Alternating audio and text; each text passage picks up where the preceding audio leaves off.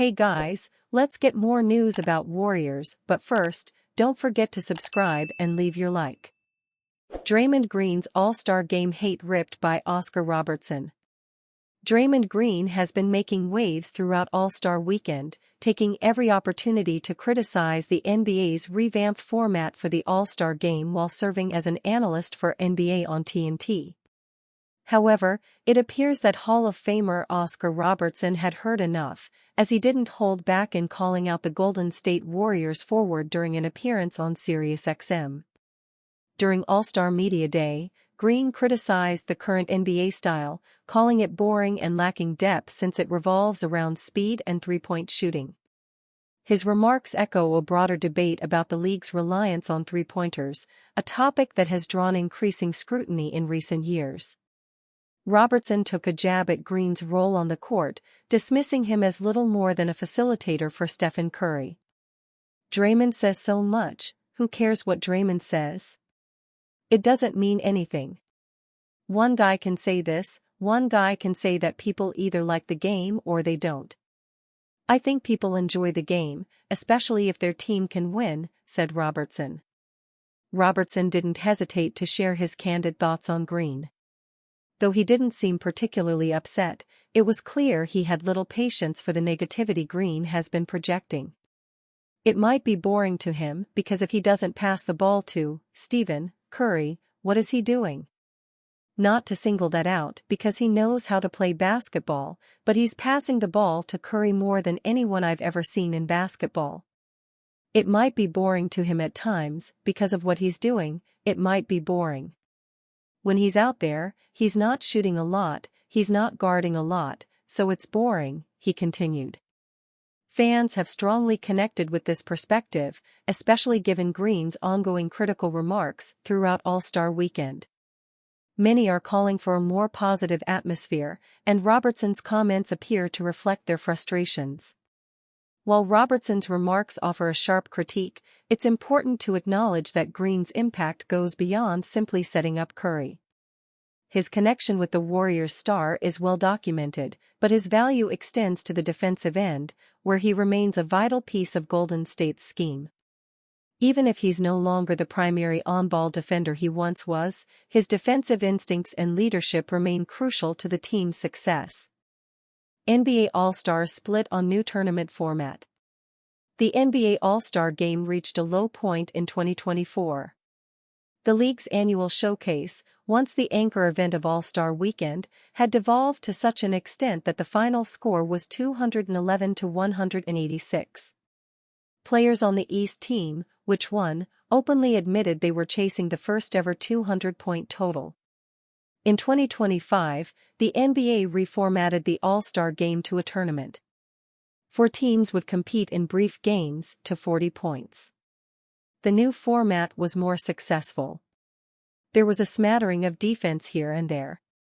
In the semi-final round, Shaq's OGs, featuring Warriors superstar Stephen Curry, narrowly beat Candace's Rising Stars 42-35 in a game where the outcome was briefly in doubt.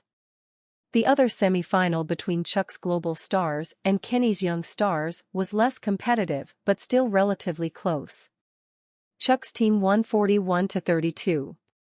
In the final, Shaq's team beat Chuck's team 41-25 in a wholly uncompetitive contest. So did the new structure work? The format was cool, said Jason Tatum, a member of Shaq's team. The toughest part was that they stopped the game to do the presentation while we were kind of halfway through it.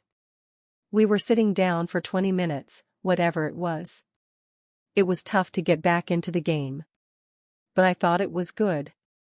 Milwaukee Bucks star Giannis Antetokounmpo, who dressed out for the Global Stars but did not participate in either of their games, endorsed a United States versus World competition. The US versus the World, that would be an exciting format, Antetokounmpo said. I feel like that would make people play hard. Hopefully we can get it back, I wasn't there, but get it back to where it was. I remember the first couple of years that I was an all-star, everybody was playing hard. Perhaps just as the Olympic gold medal game was a spirited affair between France and the US at the Paris Olympics last August, a more prominent international flavor would bring increased intensity. "I would rather play without breaks," said Oklahoma City's Shai Gilgeous-Alexander, a native of Canada and member of the Global Stars team. "But I had fun nonetheless. I feel like it was a little bit more towards the competitive side tonight, which is a good feeling. Step in the right direction." Curry, the game's MVP, provided input on the format to NBA Commissioner Adam Silver. He left pleased with the overall results. "I don't want to compare it to any other era because the world has changed," Curry said. Warriors plan to sign former lottery pick after Jimmy Butler trade, report. The Golden State Warriors are planning to use one of their open roster spots on former lottery pick Kevin Knox, Anthony Slater of The Athletic reported on Friday, February 14. The Warriors intend to sign Kevin Knox into one of their vacant roster spots out of the All-Star break, per sources. 10-day contract. Knox is averaging 19.1 points, 7.3 rebounds in Santa Cruz. The organization has been high on him back to Summer League. "An extra big scoring wing," Slater wrote.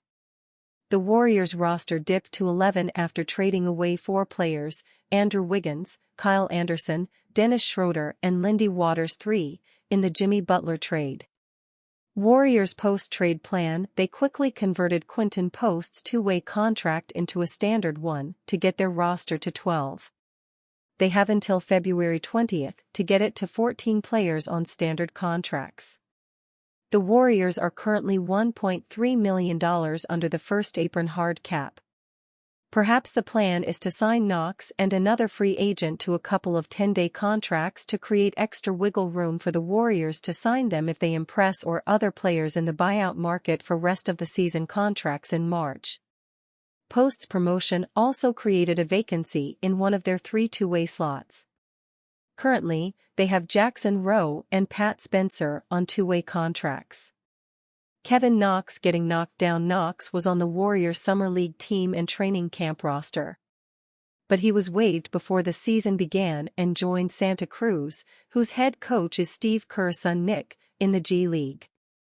It has been a humbling but a learning experience for Knox this past year to play in the G League after the New York Knicks picked him as the 9th overall pick in 2018 ahead of Shai Gilgeous-Alexander, Mikal Bridges, and Jalen Brunson. After showing a lot of promise in his first NBA Summer League and rookie season with the Knicks, Knox fell off the cliff and into oblivion. He never cracked Tom Thibodeau's rotation in his final 2 seasons with the Knicks. Knox was traded for his fellow draft bust, Cam Reddish, before his rookie deal was up. It was the beginning of an end to Knox's once promising NBA career. He never found his footing in Atlanta, Detroit, and Portland. Kevin Knox getting back up. Reflecting on the downward spiral of his professional career, Knox blamed himself in an interview with NBC Sports Bay Area on January 30. "It's a mixture of a lot of things," Knox told NBC Sports Bay Area. "Personally, I'd say it's my fault being down here. A lot of guys don't take the blame for situations like this, but for me, personally, I take the blame for a lot of stuff. If I perform better and play better up top, I won't be here. Being down here, I don't really take it as a demotion or anything. I take it as you come down here to learn, and learn under a great system. Work on things you need to work on." His hard work to get his way back into the NBA is starting to pay off, with the Warriors expected to give him a new lease on life. And you, fan? What do you think of Kevin Knox's situation? Leave your opinion in the comments.